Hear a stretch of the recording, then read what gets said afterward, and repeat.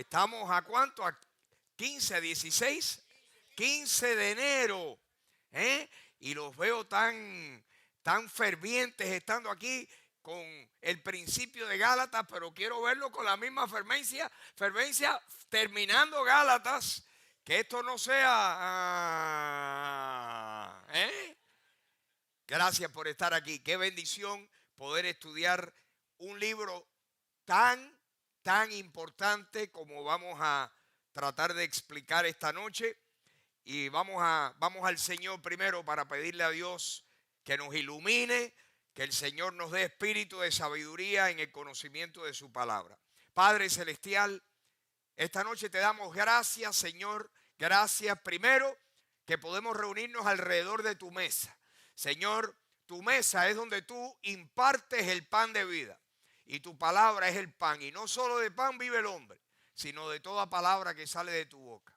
Esta noche te pedimos, Dios, que tú nos des claridad de pensamientos, que nos des una mente, un entendimiento claro. Te pedimos esta noche que ilumines nuestras mentes, nuestros corazones, para poder recibir las maravillas de tu ley. Oramos como David: abre mis ojos y miraré las maravillas de tu ley. Señor, ábrenos los ojos del entendimiento para entender este libro tan importante. Te pedimos por todos los hermanos que están aquí, que tú hagas eso. Gracias por cada uno de ellos. Gracias por los lazos que nos unen. Bendice a los que están en camino y bendice a todos los que no han podido estar aquí esta noche. Te lo pedimos en el nombre de Jesucristo. Amén. Bueno, el libro de Gálatas es un libro importantísimo. Tengo unos comentarios. Encontré aquí en los libros nuestros, aquí en la biblioteca de la iglesia, un comentario. Este comentario está traducido al inglés del alemán. Este libro se escribió en el siglo XVI. Lo escribió Martín Lutero, que es probablemente el cristiano, el reformador. Vamos a decir, no es el único reformador, pero es el que más renombre tuvo, ¿verdad? Cuando el tiempo de la reforma cristiana. A él le llamaron un protestante porque él protestó. En realidad lo que él protestó fueron la venta de las indulgencias allí en su iglesia en Alemania, y allí pues clavó en la puerta aquella de madera inmensa de Wittenberg, clavó las 95 tesis en contra de la venta de indulgencia y se convirtió en un protestante. Pero Martín Lutero se salvó, recibió a Cristo siendo un sacerdote católico, leyendo la Biblia. Y era un hombre que castigaba su cuerpo, leía sin luz, se acostaba en una cama bien incómoda. Muchos sacerdotes se flagelaban el cuerpo. Y él, leyendo Romanos capítulo 1, de repente llega a un versículo. Román, ponme ahí Romanos capítulo 1. Dice en Romanos capítulo 1, versículo 17, así fue como Martín Lutero conoció a Cristo, porque en el Evangelio la justicia de Dios se revela por fe y para fe, como está escrito, mas el justo por la fe vivirá. Esta cita, esta frase, mas el justo por la fe vivirá, aparece nada más que 4 veces en la Biblia. Aparece en el Antiguo Testamento, en Habacuc, capítulo 2, versículo 4, que dice que el justo por la fe vivirá. Y entonces aparece 3 veces en el Nuevo Testamento. La primera, Romanos 1:17. La segunda, en el libro que comenzamos a estudiar esta noche, en Gálatas 3:11. Y la tercera vez, en Hebreos capítulo 10, versículo 38. En las 3 o en las 4 dice que el justo por la fe vivirá. Pero para contarles de Lutero, Lutero lee eso.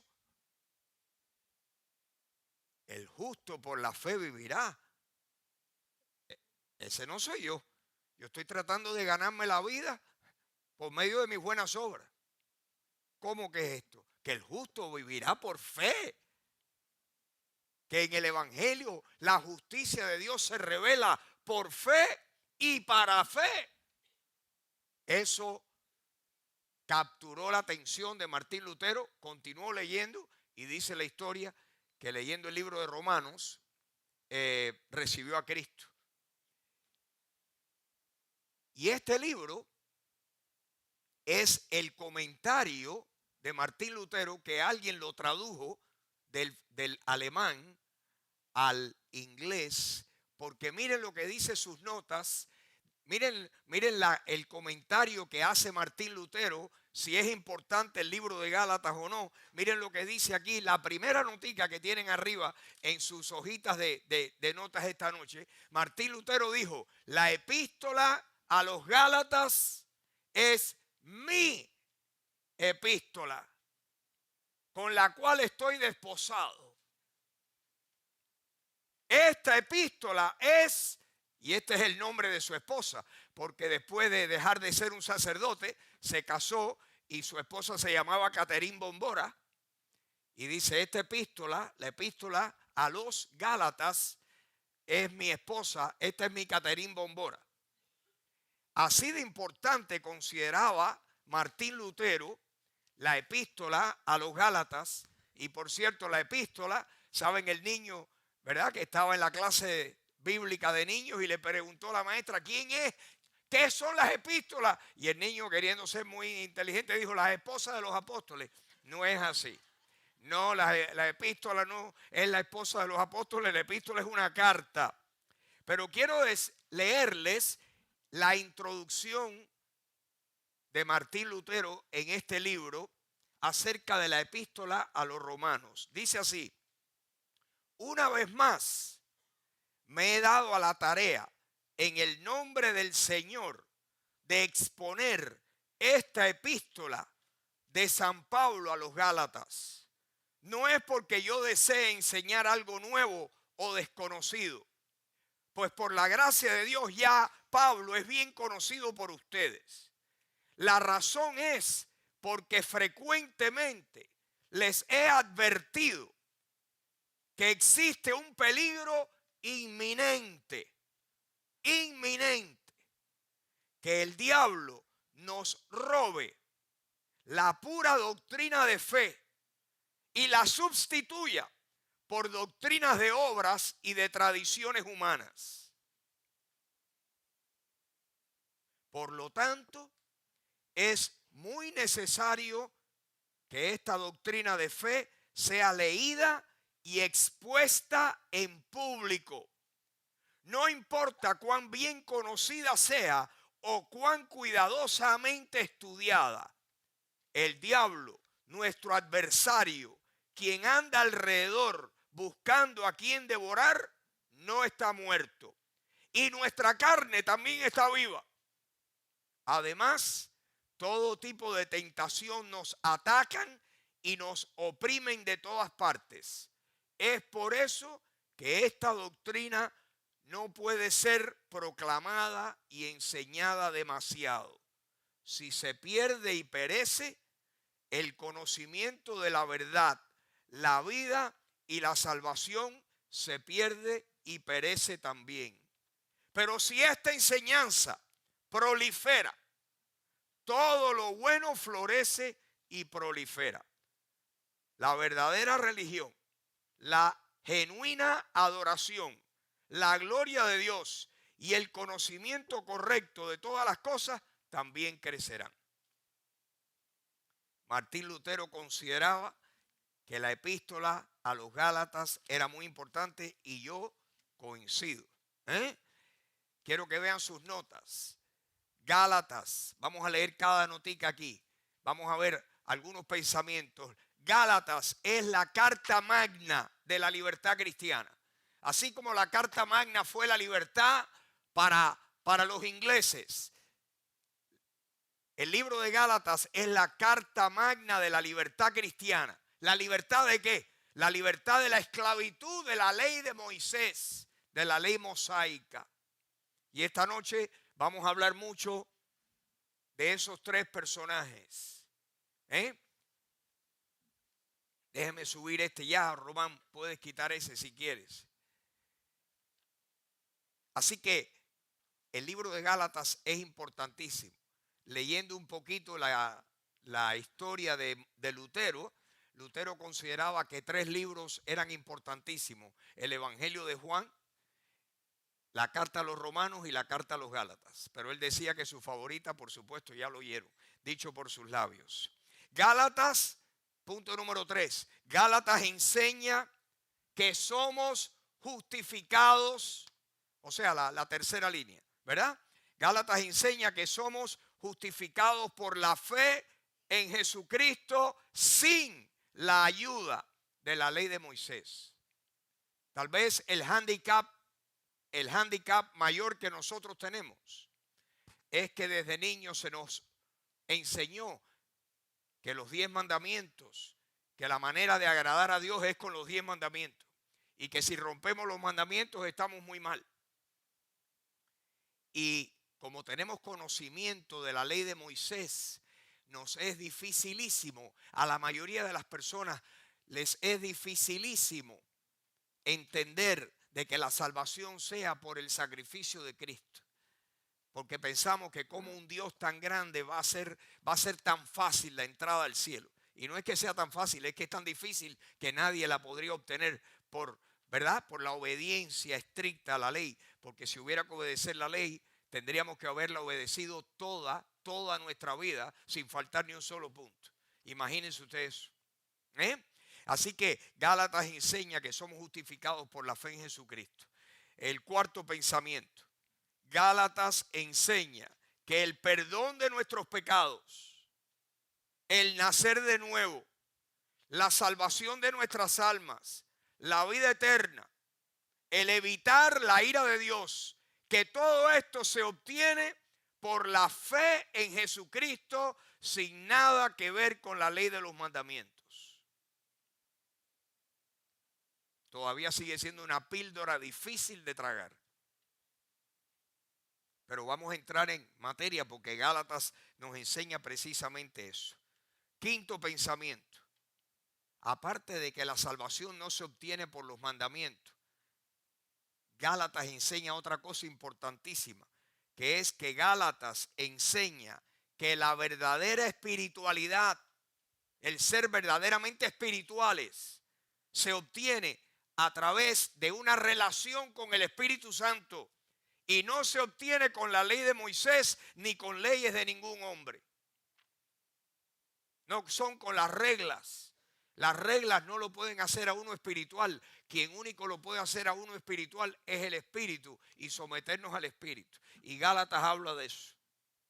Así que no es solamente la salvación, sino es ser verdaderamente espirituales. No viene por la ley de Moisés.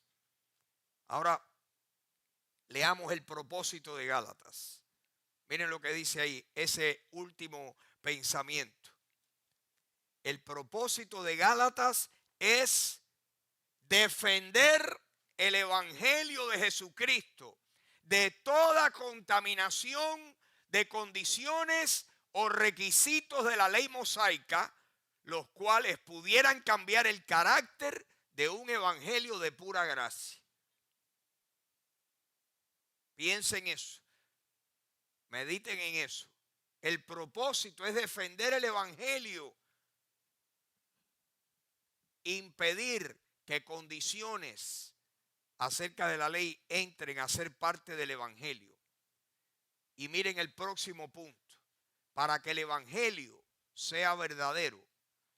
Y Pablo dice que hay un solo evangelio y que cualquiera que se desvíe del verdadero evangelio dice que está maldito. La palabra esa que aparece en Gálatas para ustedes que han estado leyendo, que si dice: si aún nosotros o un ángel del cielo os predicare, os enseñare un evangelio diferente al que les hemos predicado, el tal sea anatema. Anatema significa maldito por Dios. Anatema es cuando algo está maldito. Si alguien enseña un evangelio diferente al que Pablo enseñó, al que le enseñó a los Gálatas, dice que el tal sea anatema. Así que para que el evangelio, miren el próximo punto, para que el evangelio sea verdadero tiene que tener estos 3 ingredientes. El evangelio la salvación del hombre es solo por gracia, es solo por Cristo y es solo por fe. Tiene que ser por gracia, tiene que ser Cristo solamente y tiene que ser nuestra fe en Cristo solamente para que sea el evangelio puro, el evangelio puro.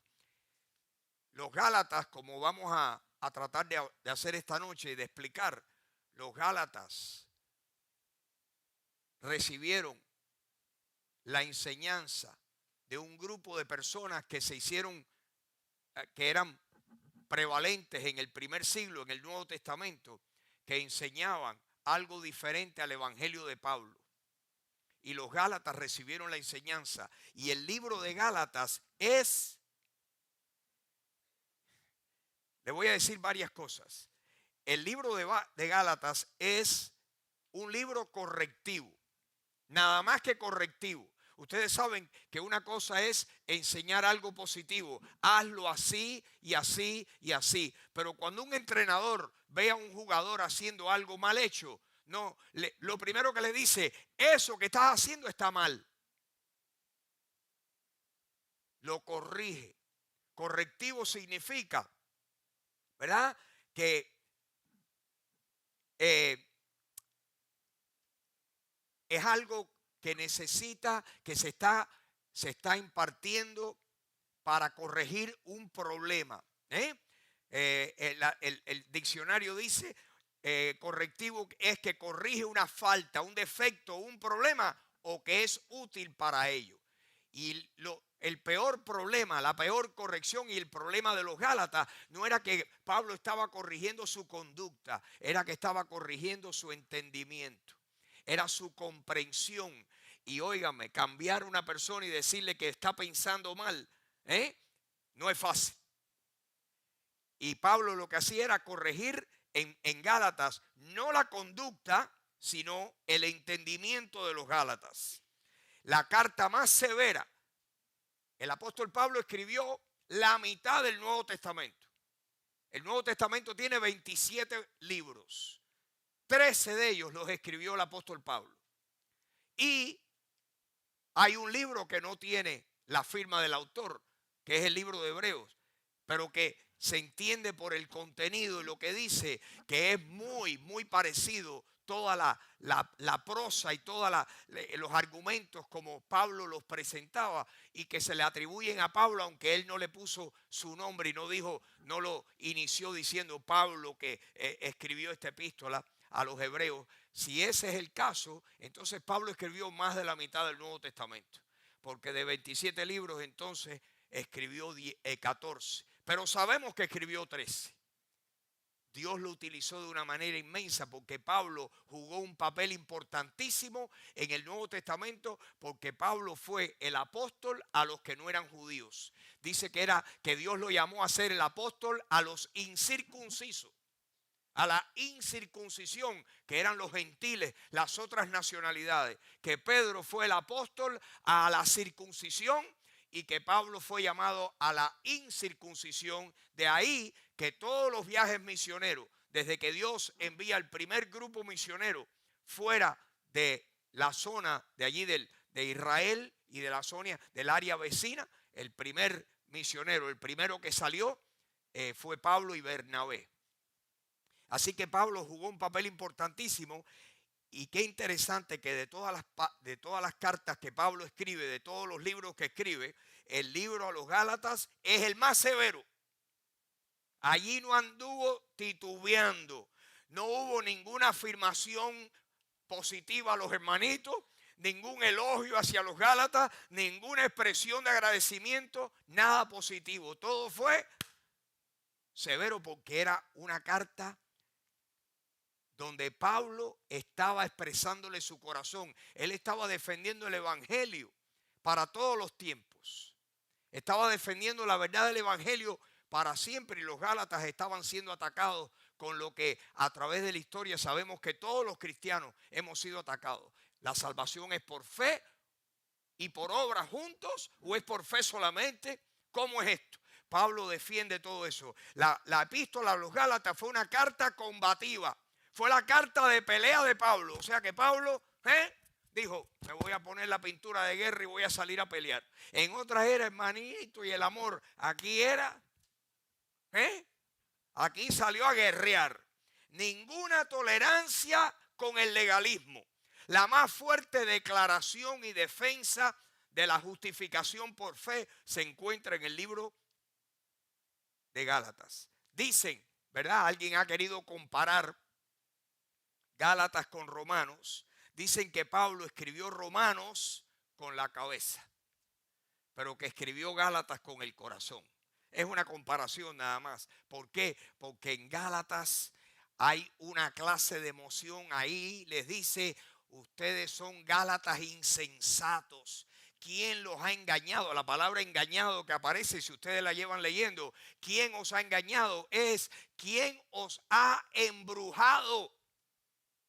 ¿Quién los ha hechizado para creer la mentira que ustedes han creído? En nuestra Biblia en castellano aparece engañado, pero es embrujado. O sea que era una obra satánica lo que estaba pasando allí en Galacia.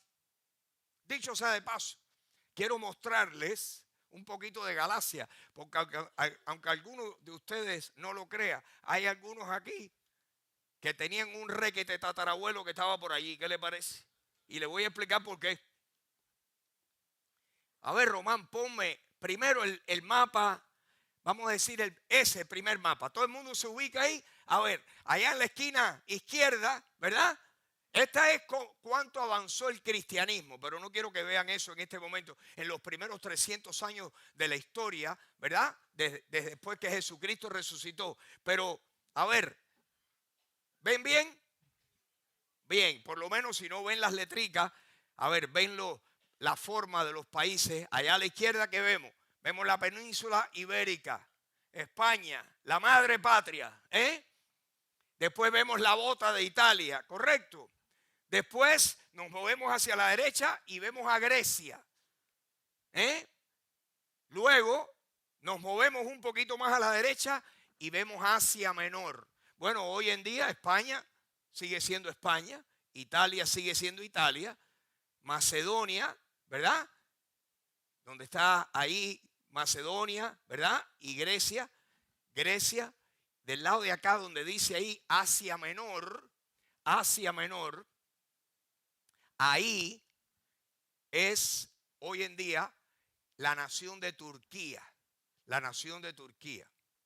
Ahora, ¿quiénes eran los Gálatas?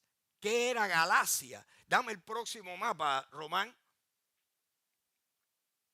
Bien, aquí España quedó fuera del mapa, pero ahí ven la bota de Roma, ahí ven a Grecia en amarillo, ven a Asia, que es Turquía, Asia Menor, se llamaba Asia Menor, en los tiempos del Nuevo Testamento es Turquía, y lo que ven verde es Galacia. Galacia, ¿por qué le llamaban Galacia? Los romanos, que eso era todo controlado por el Imperio Romano, le llamaban a Galacia a una zona que fue invadida y se llenó de inmigrantes de Europa, el área de Francia, del área de Bélgica, del área el oeste de Suiza, Alemania. Eran tribus de celtas, los griegos le llamaban celtas y los romanos le llamaron galos. Y esa gente, ¿verdad? Pobló esa región de Asia Menor. Y el apóstol Pablo en uno de sus viajes misioneros llega y establece unas iglesias. La iglesia, aquí que la ven en verde, la iglesia de Derbe, de Listra, de Iconio, era en la parte baja de Galacia, y ahí es donde se da lugar. Pablo fundó estas iglesias en su segundo viaje misionero.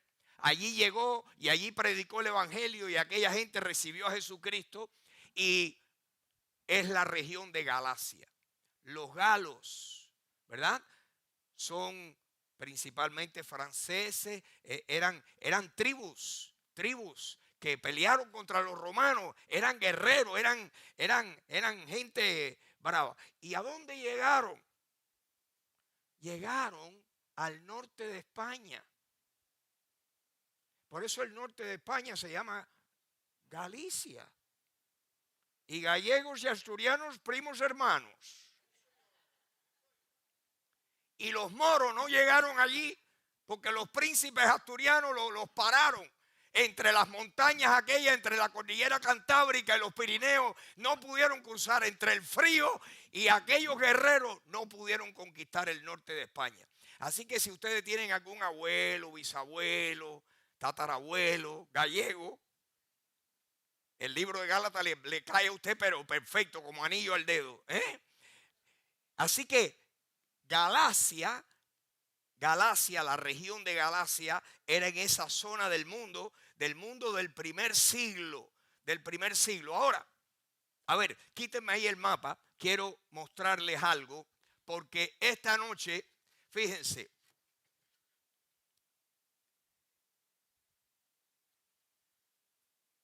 quiero que miren esos tres letreritos. Tienen el nombre de tres personas: Abraham, Moisés y el Señor Jesucristo.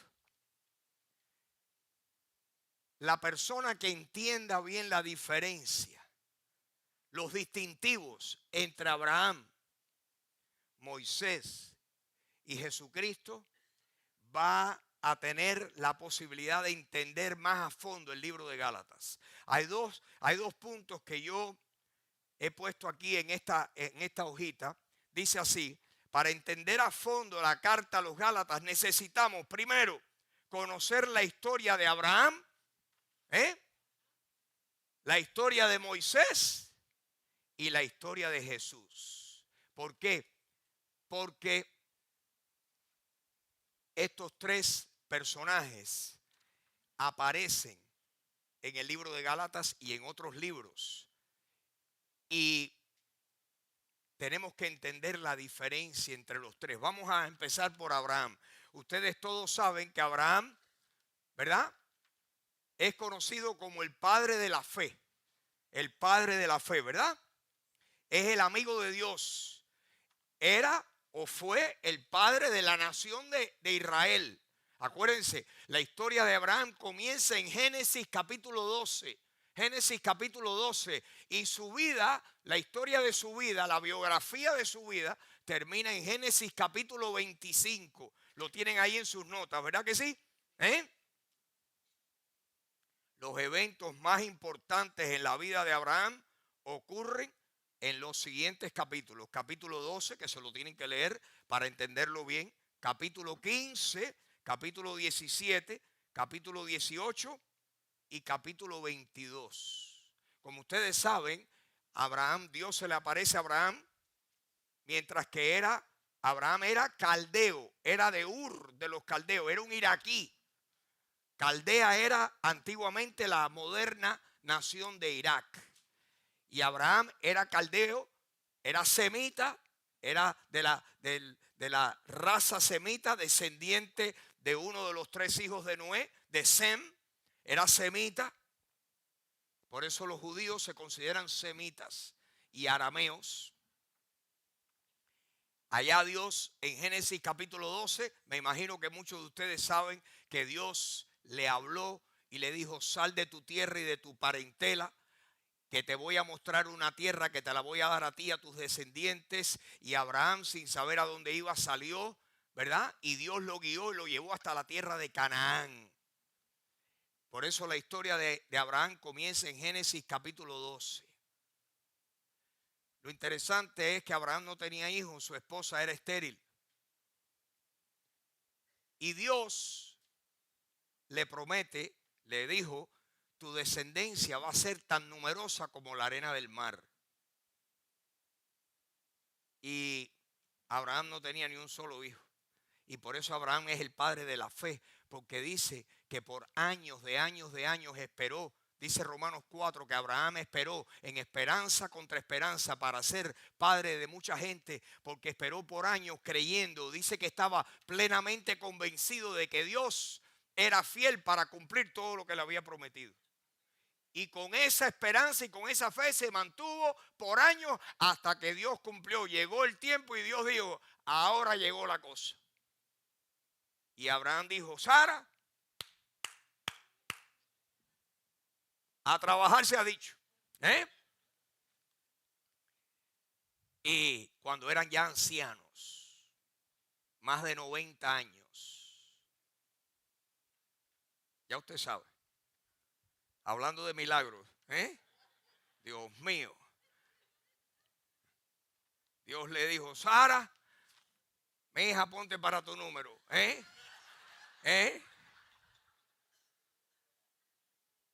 Bueno,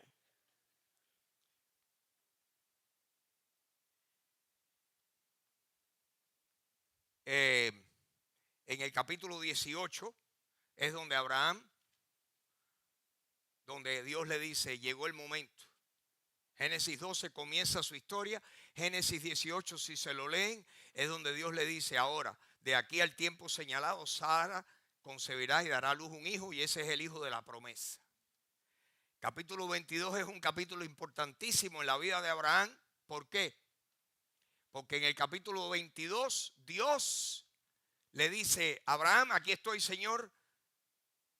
Abraham, yo te di a tu hijo Isaac, pero ahora quiero que tú me lo devuelvas a mí. Quiero que me lo sacrifiques.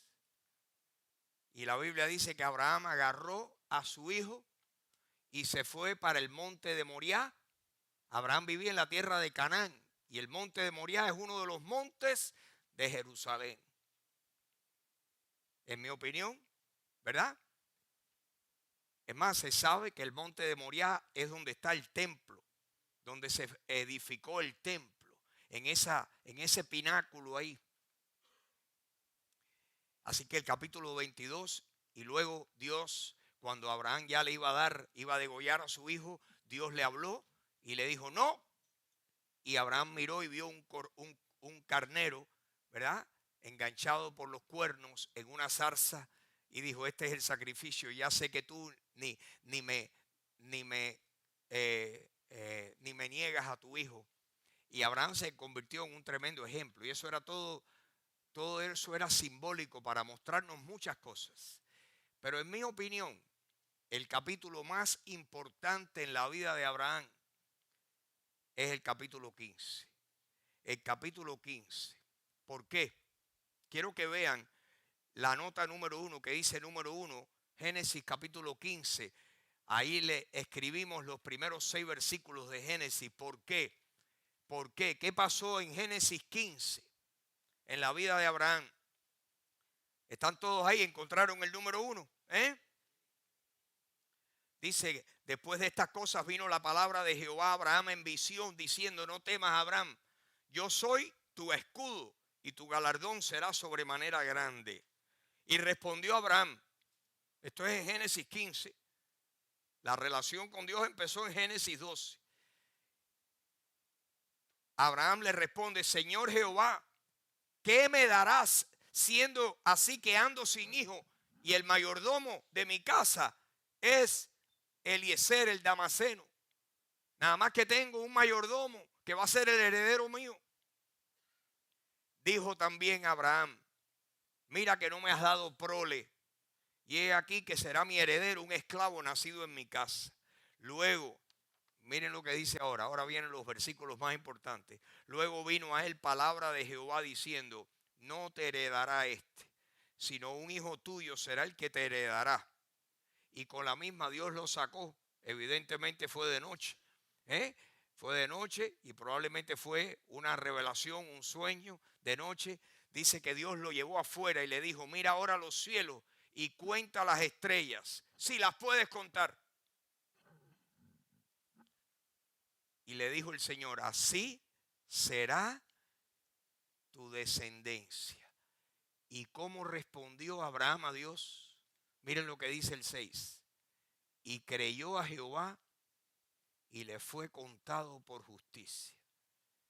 ¿Qué más hizo? ¿Algo más? ¿Qué hizo Abraham? Le creyó a Dios, oyó la voz de Dios, oyó lo que Dios le dijo, lo creyó y dice que esa fe le fue contada por justicia. Esa se convierte en la base, en la llave, en la clave de la salvación para todo ser humano. Su fe puesta en lo que Dios diga. Su fe puesta en la veracidad de Dios, en la fidelidad de Dios, en la provisión de Dios. Dice aquí, así sencillo, le creyó a Jehová y le fue contado por justicia. En otras palabras, Dios puso en la cuenta de Abraham, este ha sido justificado por su fe. Este está justificado por la fe. Le creyó a Dios y la fe le fue contada por todas las obras buenas que él pudiera hacer. Todas las obras. Dios las sustituyó y dijo, su fe le es contada por justicia. Esto significa que Dios le atribuye salvación. Dios le atribuye justicia al que ponga su fe en lo que él ha dicho. Todo era simbólico de lo que iba a ocurrir. Todo era simbólico, todo era una sombra, una tipología de lo que Jesucristo iba a hacer. Abraham, el padre de la fe. Abraham, el padre de la fe. Ahora, así que eso es un poquito de la vida de Abraham, ¿verdad? Ahora,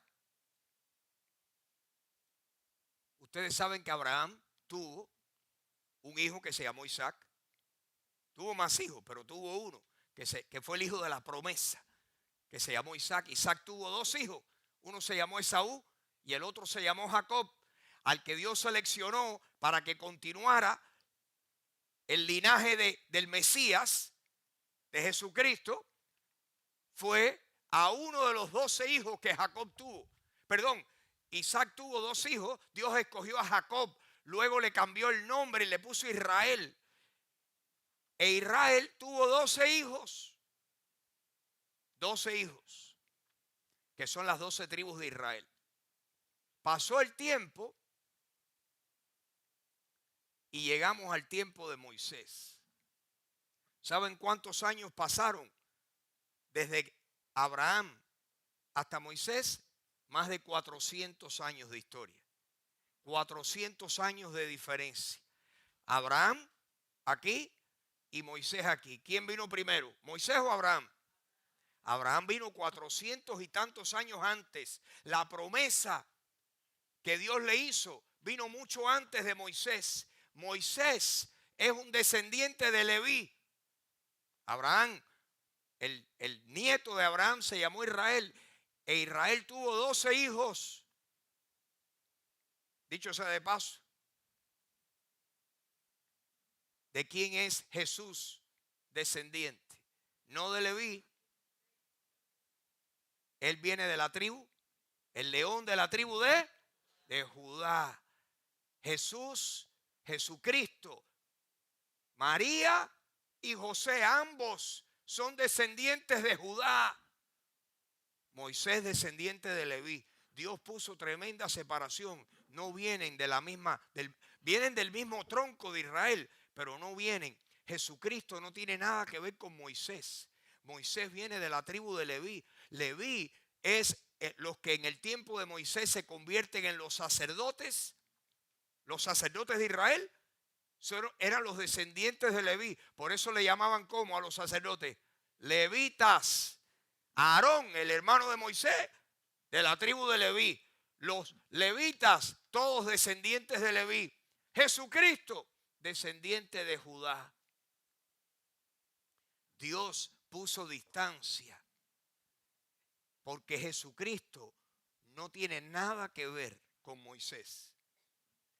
Físicamente, bueno, vienen del mismo tronco de Abraham, pero más cercanamente el tronco de Jesús viene por medio de Judá, el tronco de Moisés y los sacerdotes que todos sirvieron la ley, todos eran descendientes de Leví. Dios estaba poniendo distancia. ¿Saben por qué? Porque la Biblia nunca conecta a Moisés con Jesús. La Biblia conecta a Abraham con Jesús. Y en Gálatas capítulo 3 dice que Dios le hizo la promesa a Abraham y a su descendencia. Y entonces explica que la descendencia a quien Dios le hace la promesa, dice a tu simiente. Dice no simientes plural, a tu simiente, la simiente a quien Dios le hace la promesa. Que dice que en ti serán bendecidas toda la gente. Dice que la simiente se refería a Jesucristo. Moisés no aparece en nada. Moisés no tiene nada que ver con Jesucristo y está muy lejos de Abraham. El pacto de la ley no tiene nada que ver con lo que pasó aquí. Esto se llama el pacto de la promesa, donde Dios le hace una promesa a Abraham y Dios se la va a cumplir a Abraham por fe. ¿No es él el padre de la? Nunca se dice que Moisés tiene nada que ver con la fe. ¿Saben lo que dice? Que Moisés tiene que ver con qué? Con la ley. Con la ley. Vamos a leer aquí un par de cositas. Punto 1, punto B. Para conocer la historia, tenemos que entender la historia de Abraham, de Moisés y de Jesucristo. La letra B. La historia de Moisés comienza en el libro de Éxodo y termina en el libro de Deuteronomio. Que dicho sea de paso, Moisés es el que escribió los primeros 5 libros de la Biblia. Escribió los libros de la ley. Escribió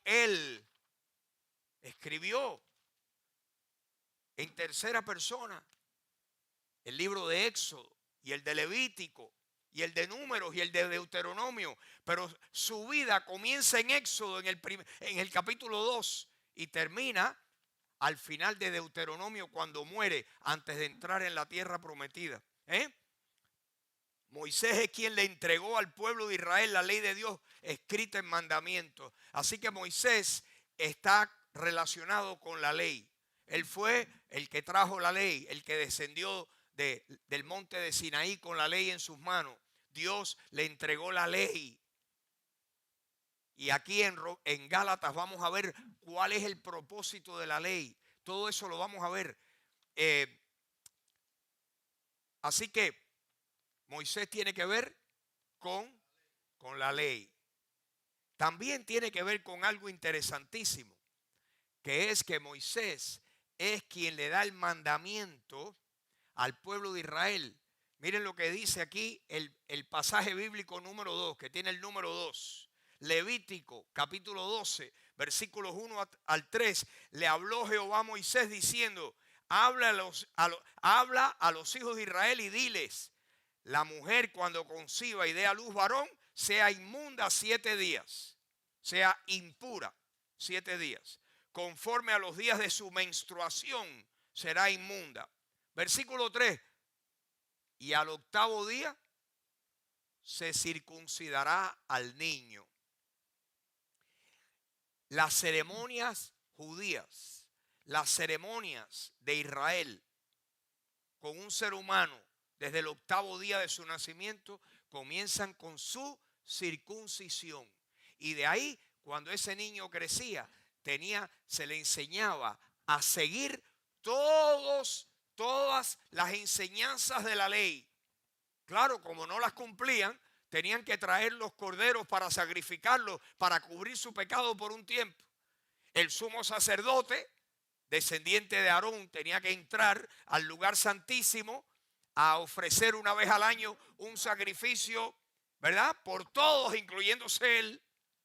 Todo tiene que ver con la ley. La ley, los sacrificios, los mandamientos. El primer mandamiento, al 8º día circuncidarás al niño. Entonces, cuando en la Biblia nuestra aparece, por ejemplo, en el Nuevo Testamento, que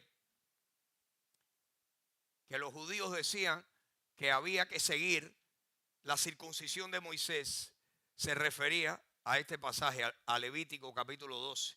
Al 8º día se circuncidará al niño. Y era el comienzo de la vida religiosa de un niño judío.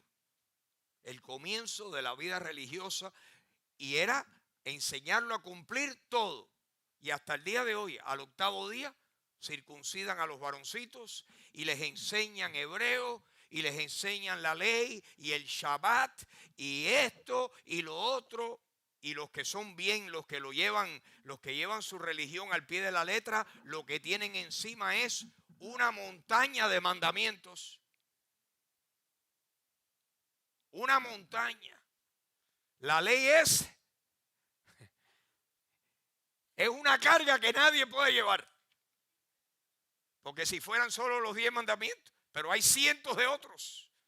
Bueno, empiecen a leer en Éxodo y sigan para Levítico y vayan para Número y para Deuteronomio y miren a ver cuántos hay. Y todo se le conoce como la ley de Moisés. Esta ley es tremenda carga. Es implacable. El alma, dice aquí, el alma que pecare, esa morirá. El alma que pecare, esa morirá. Y como todo el mundo ha pecado, ¿cómo está el alma de todo el mundo? Muerta. Estamos almáticamente, estamos espiritualmente muertos. Porque el alma que pecare, esta morirá. Y en la ley de Moisés dice, maldito el que no guarde todas las palabras en este libro de la ley para cumplirla. ¿No dice alguna? Maldito el que no guarde todas las palabras en este libro de la ley para cumplirla. Todas. Díganme, ¿cómo andamos? ¿Cómo va la cosa?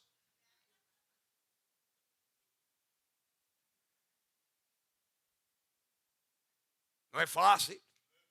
No es fácil, ¿no? Bueno. Bien.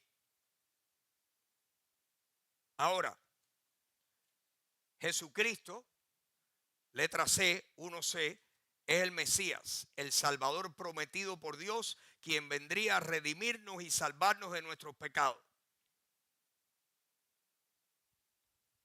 Si vamos a entender bien el libro de Gálatas, tenemos que entender la diferencia entre Abraham, Moisés y Jesús. Moisés no tiene nada que ver con Jesús. Quien tiene que ver con Jesús es Abraham. La promesa de Dios fue a Abraham y a su simiente. Y dice Gálatas, ¿y quién es la simiente? La simiente es Jesucristo. Abraham, Dios le hizo una promesa. Esto se llama la dispensación de la promesa, donde Dios trabajó con hombres en base a una promesa. Y del tiempo de la promesa pasaron al tiempo de la ley. Dicho sea de paso, cada periodo de tiempo donde Dios lidió con los hombres, en cada periodo de tiempo los hombres fallaron y fracasaron.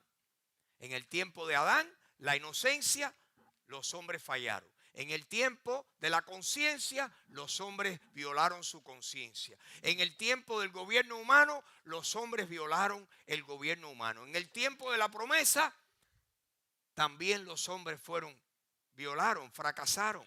En el tiempo de la ley, ahora estamos en el tiempo de la gracia. Con Jesucristo vino el tiempo de la gracia. Y Dios iba cambiando. La revelación de Dios siempre es progresiva. Dios va revelando. Dios no nos da todas las verdades de un golpe. Nos fundiríamos. Si dándonoslas poquito a poco, estamos, así. ¿Cómo será si nos las diera completa? Dios nos va dando verdades progresivamente y la revelación de Dios comienza con Génesis y termina con Apocalipsis. Y hay una inmensa cantidad de revelación de Dios a través de todo eso. Bien, ahora quiero que veamos varias cositas más. Así que necesitamos entender esta diferencia. Quiero ahora... Ustedes dicen, bueno, ¿y cuál es el problema de los judíos? El pueblo escogido de Dios, descendientes de Abraham. ¿Cómo es eso? ¿Qué les ha pasado? Lo que se les ha pasado es que se quedaron enganchados aquí y no han entendido la gracia y no han entendido la fe.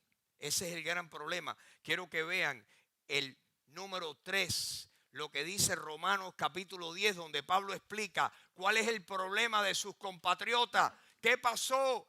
¿Por qué es que los compatriotas rechazan a Jesús? Miren lo que dice Romanos 10, del 1 al 13. Pablo en Romanos 9, Romanos 10 y Romanos 11 nos da tremendo ensayo, tremenda explicación de Israel. Pero aquí en Romanos 10, miren lo que dice, hermanos, ciertamente El anhelo de mi corazón y mi oración a Dios por Israel es para salvación. Porque yo les doy testimonio de que tienen celo de Dios, pero no conforme al verdadero conocimiento. La palabra ciencia significa conocimiento. Ciencia, traducido ciencia, es conocimiento. Los judíos tienen celo de Dios. Lo tenían en el tiempo de Pablo. Dice, yo les doy testimonio de que Israel, la nación de Israel tiene celo por Dios, pero no de acuerdo al verdadero conocimiento. ¿Por qué? Continuemos leyendo. Porque ignorando, ¿qué cosa? Los judíos, ¿qué han hecho? Dice Pablo, inspirado por el Espíritu Santo. ¿Qué han hecho los judíos? Han ignorado, ¿qué cosa? La justicia de Dios. ¿Y qué han tratado de hacer? Procurando establecer su propia justicia. ¿Saben lo que significa eso? Que los judíos están tratando de justificarse delante de Dios por las obras de la ley. Y no como Dios dice. Han ignorado la verdadera justicia de Dios y han procurado establecer la suya propia. Se creen que van a llegar a Dios guardando los mandamientos. Y dicho sea de paso, cantidad de gente no judía piensa lo mismo. Que si cumplen los mandamientos pueden llegar a Dios. Y lo cierto es que Dios es inalcanzable si fuera por los méritos humanos. Si el hombre tuviera que subir una escalera para poder llegar a Dios por medio de sus buenas obras, nunca llegaríamos. Por eso es el milagro, la maravilla, lo increíble de que Dios en su gracia pagó nuestros pecados y a cambio de nuestra fe nos regala la vida eterna. ¡Wow, Dios mío! Miren, yo me erizo.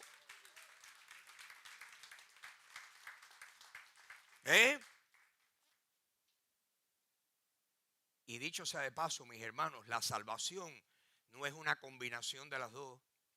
Es una sola. El problema de los Gálatas era que estaban combinando las dos. Ah, sí, hay que creerlo. Vamos a ver en un momentico. Hay que creer, pero también hay que guardar los mandamientos. Hay que circuncidarse y de ahí guardar todos los mandamientos. Miren lo que continúa Pablo diciendo. Versículo 3, volvamos a leerlo. Porque ignorando la justicia de Dios y procurando establecer la suya propia, no se han sujetado a la justicia de Dios. ¿Por qué? Porque el fin de la ley es... ¿Qué le pasó a la ley? ¿La ley llegó a qué?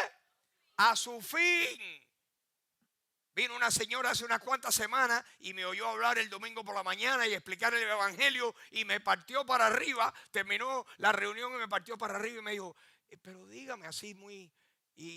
pero ese versículo que Jesús dijo, que yo no he venido para abrogar la ley, sino para cumplirla. Y yo le dije, claro, ¿quién la cumplió? ¿Quién la cumplió? Él no vino para romperla, Él vino para cumplirla. El único que la ha cumplido perfectamente es Jesucristo. Por eso se ganó el derecho de salvarnos. El único que agrada a Dios perfectamente es Él. Así que Jesús no vino para abrogar la ley, vino para cumplirla. Él no vine para abrogar la ley, sino para cumplirla. Él vino para cumplirla. ¿Quién más la puede cumplir? Bueno, a ver, veamos aquí. Dice así.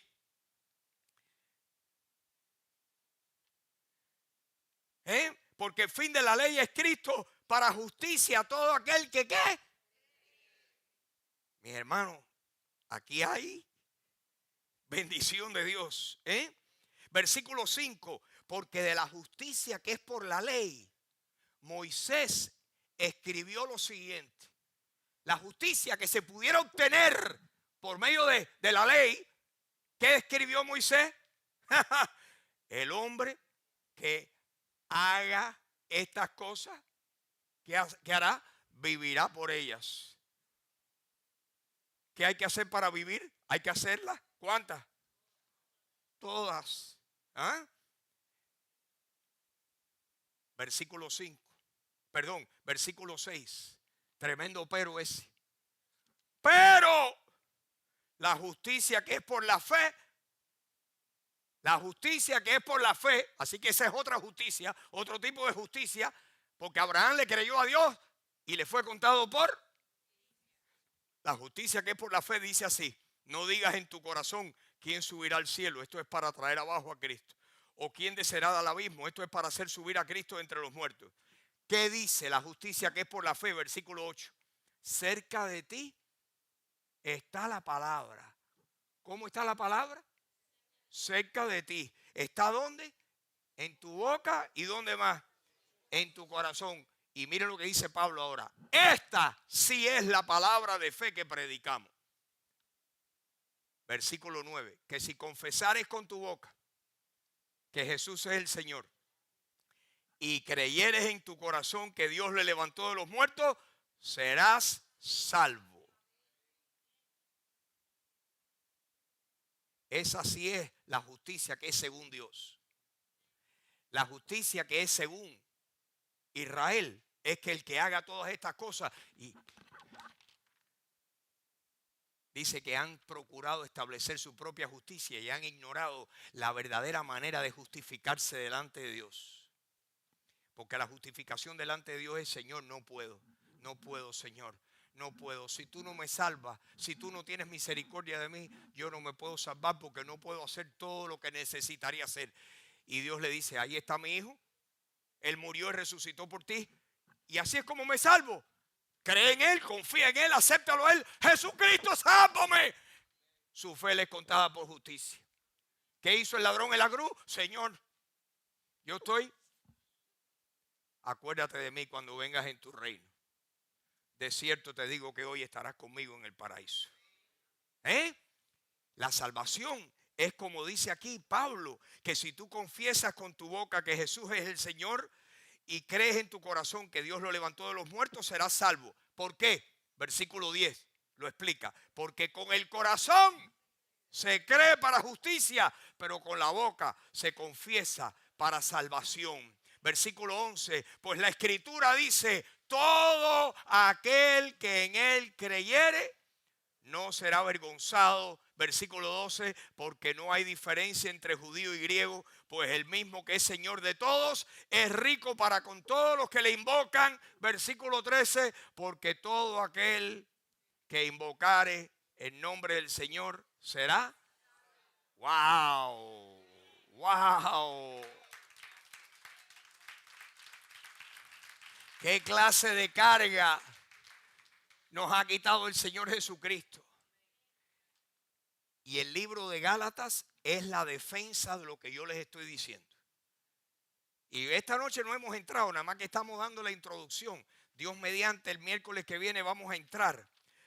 Pero hace falta dos cosas. Primero, entender lo que cada uno de estos personajes, sobre todo aquí, que Abraham no tenía nada que ver con Moisés, y que el pacto que Dios hizo, el pacto de fe con Abraham, la vida de Abraham existió 430 años antes que existió Moisés. En otras palabras, la salvación, la justificación por fe, el pacto ese de que Dios vio la fe de Abraham y su fe le fue contada por justicia, vino 430 años antes de que Dios diera la ley. Quiere decir que el pacto de la ley no elimina un pacto que era previo. Es lo que vamos a ver en Gálatas, que este pacto no ha sido nunca borrado, eliminado. La ley cumplió su propósito, que vamos a verlo, porque Gálatas capítulo 3 nos explica para qué sirvió la ley. El primer problema que tenemos que entender, lo primero que tenemos es que conocer la historia de Abraham. Y lo segundo, no tenemos tiempo esta noche, pero óiganme bien. Lo segundo es lo que estaba pasando en el mundo del primer siglo y lo que pasó en Antioquía. Y Hechos capítulo 15 es toda la historia de lo que pasó primero en Antioquía y luego pasó en Galacia. Y si podemos entender lo que estaba pasando, y si ustedes se leen esto detenidamente, estos 35 versículos, van a entender qué fue lo que pasó en Galacia, qué provocó que Pablo escribiera la carta a los Gálatas. ¿Me explico? ¿Cuántos se comprometen conmigo para leer esto? Leerlo detenidamente, y el miércoles que viene vamos a arrancar por aquí. Amén. Gracias por haber venido, son las 8. Las 8:59, así que vamos a orar. Señor, gracias, Señor. Señor, te pedimos al principio que tú nos des iluminación, espíritu de entendimiento. Espíritu de iluminación te necesitamos, Señor. Espíritu Santo, necesitamos que tú seas nuestro maestro y que nos guíes a todas estas cosas. Señor, muchas de ellas han sido, lo que estamos oyendo es contrario a lo que oímos toda nuestra vida. Cuando éramos niños, cuando éramos jóvenes, Señor. Pero, Señor, la verdad debe tomar un lugar preeminente en nuestras vidas. Señor, danos espíritu de revelación en el conocimiento de tu palabra para poder nosotros, primero, entender y segundo, abrazar la verdad. Señor, corrígenos si nuestro entendimiento está equivocado, Señor. No queremos permanecer en un error. Queremos que la verdad nos inunde y pueda controlar nuestra mente, nuestro entendimiento espiritual. Y te damos gracias, te pedimos esto y que tú bendigas a todos mis hermanos aquí y que el miércoles que viene podamos darnos cita aquí de nuevo y estudiar tu palabra a fondo. Te lo pedimos, Señor, en el nombre de Jesucristo. Amén. Amén. Bueno, el miércoles que viene